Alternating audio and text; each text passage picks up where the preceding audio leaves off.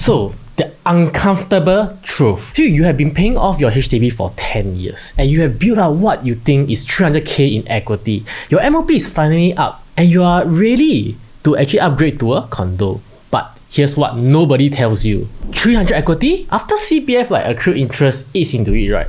Like after agent commission, after the refund go back to your CPF account, you might only walk away with like $154,000 in actual cash, and that 1.5 million condo you have been eyeing, it doesn't cost 1.5. By the time you factor in like BSD, legal fees, renovation, and the ABSD, I mean if you're paying lah, you need to park up front. You're actually looking at closer to a $1.7 million in total outlay. I mean, that's on the higher end. So in this video, I'm going to walk you through the complete financial roadmap for upgrading from your HDB to condo in 2026. Every single number, every single acronyms, TDSR, CPF, ABSD, BSD, broken down so simply that you will know exactly whether you can afford to upgrade and exactly how to do it. And stay till the end, because I will give you my personal decision framework for when you should upgrade versus you should wait. So don't skip ahead. The CPF section alone could save you about 50k mistakes lah. So let's get into it. Part 1. Let's start with the most important question, okay? How much can the bank actually lend you? So this is where like TDSR comes in. TDSR stands for Total Debt Servicing Ratio, and it's the government's way of making sure that you don't borrow more than you can handle. So here's the rule. Your total monthly debt repayments, and I mean all of them, not just your mortgage, cannot exceed 55% of your gross monthly income. Now, here's what catches most people off guard. Even though mortgages rates right now in 2026 is around like 1.5% to 2.5%, the bank doesn't actually use that rate to calculate your eligibility. They use a stress test rate of like 4% that is mandated by MAS lah. So even if you are getting a fantastic like 1.5% SORA package, right, the bank pretends your rate is around like 4% when you're calculating whether you qualify or not. So let me show you with real numbers, right? Let's say like you and your spouse earn like a combined gross income of around $12,000 per month. So 55% of that $12,000 equal to $6,600. So that's your TDSR cap. Subtract your existing debt, right? Car loan, $800 per a month. Credit card, I think like minimally like $200. That's the very minimum. So that leaves you about $5,600. And for your condo mortgages, at a 4% stress test, right, over 25 years, $5,600 per month actually gets you a maximum loan of about like $1,065 million. So with a 25% down payment, that's a maximum purchase price of roughly 1.42 million. So here's a pro tip that I tell every single one of my upgraded clients. Pay off your car loan before you apply for a condo loan. So that's a $800 per month car loan. Eliminating it, right, at approximately like 152,000 to your maximum loan amount. So that's the difference between a 2-bedroom or a 3-bedroom condo, I mean for resale. So the CPF trap that silently eats your HDB profits. Part 2, CPF, the hidden costs. This is the section, right, that trips up like most people on, and honestly, it's the section that actually costs you like tens of thousands of dollars. And if you don't understand it, right, when you use your CPF to buy your HDB flat, okay, whether for the down payment or like money installment, you didn't just use that money, you just borrow it from your future self lah. Every dollar you withdraw from your CPF OA accumulates like interest at a 2.5% per year. So this is actually called accrued interest. So when you actually sell your HDB, right, you refund the principal plus all the accrued interest. So look at this chart. If you use like 120,000 from your CPF 10 years ago, right, your refund today isn't 120,000, it's $152,000.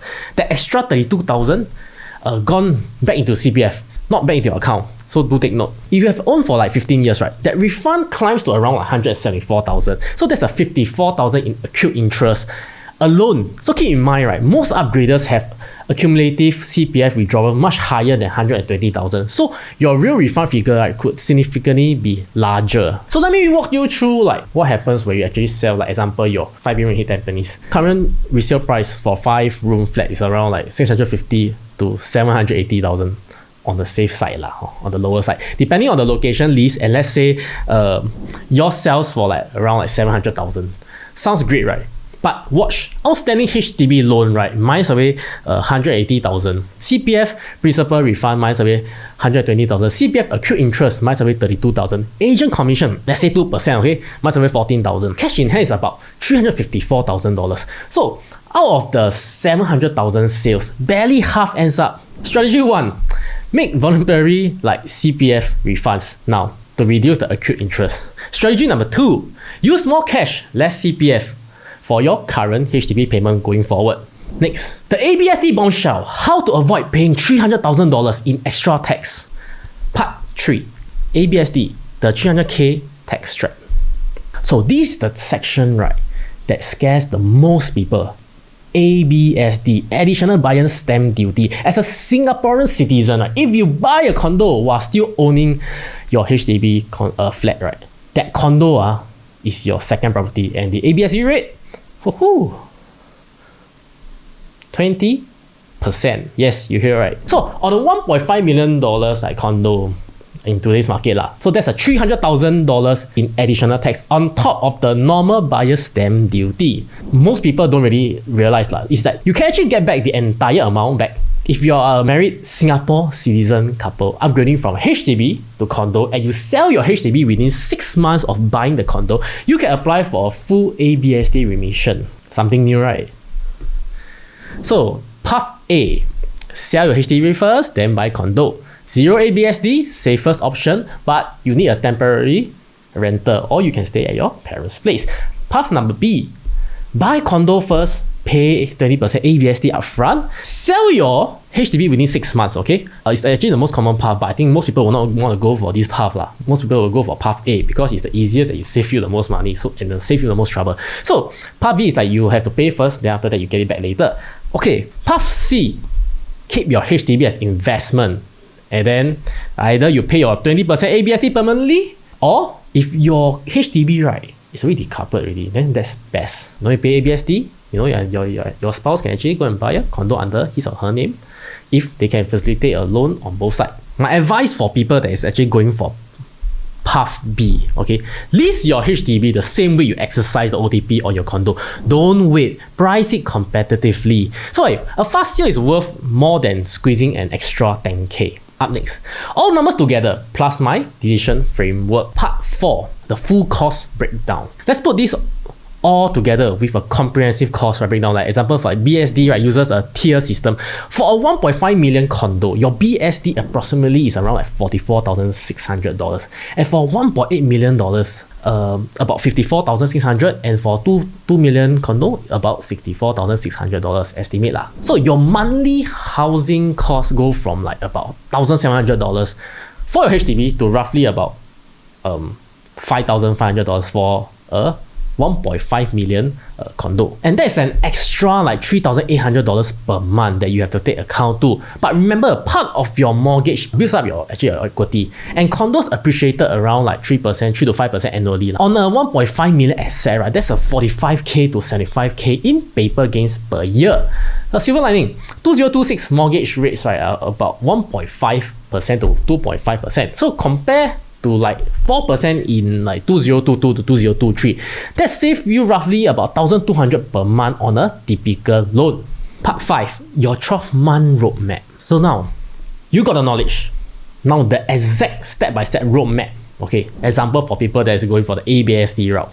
Okay, there are people that actually going for ABSD route. So actually I go for the harder route, okay? For month 1 to like the first month or second month, financial audit, check your CPF OA, accrued interest, your HDB valuation, and also know your exact cash in hand figure. And for the 3rd to 4th month, alright, do what we call the debt optimization. Clear your car loans, your personal loans, your credit card, get IPA from like at least like 2 banks lah. So for month number 5, the 5th month to 6th month, condo shopping. OCR like 3-bedroom resale around like 1.3 million to 1.6 million depending on the location. Okay, for new launch OCR is actually going for even higher, like 1.8 million to 2.2 million in today's market already. So number 7 month, when you actually selected, like already choose the condo you want. So pull the trigger. Option fees, ODP, down payment, prepare the ABSD if you are buying before selling. Okay. And number 8 to 10 months, sell your HDB immediately, price it right, don't be greedy. Okay, but of course don't undersell your property. Price it right, price it in the market rate, then you can sell it off.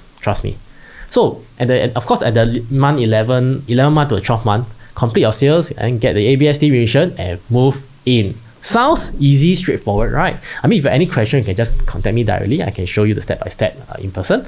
But of course, my recommendation, my true recommendation, right, is definitely, of course, to sell your HDB first, okay? Definitely sell your HDB, rent a place, stay in your parents' place, okay? Then purchase the condo. That's the best one. Don't go through what remission, all this, very troublesome.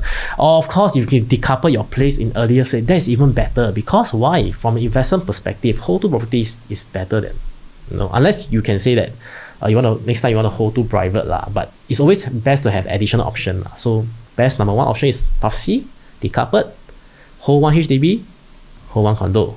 Then number two is Path A, of course, sell HDB first, buy condo. If you really cannot, because you don't want to stay outside, don't want to rent outside, then don't mind paying and going through the trouble, then go Path B. That's what we are talking about. So now moving on, should you upgrade in 2026? Upgrade now if your combined income is at least 10K per month, minimal debt. So HDB MOPs, right, is up with at least 250K in equity. So you can handle higher monthly mortgages already, buying for at least holding power is about 7 to 10 years minimum.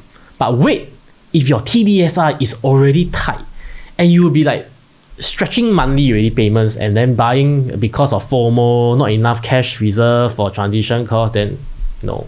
Upgrade because it makes financial sense, not FOMO. So remember, a fully paid off HDB is a far better position than a condo that keeps you up at night. If you find this helpful, hit the subscribe and bell button. I drop this video almost every week, breaking down Singapore property, real data, no fluff. If you want a personalized financial assessment for your situation, the booking is in the description below. So I'll see you in the next video. Catch you next time. Woo!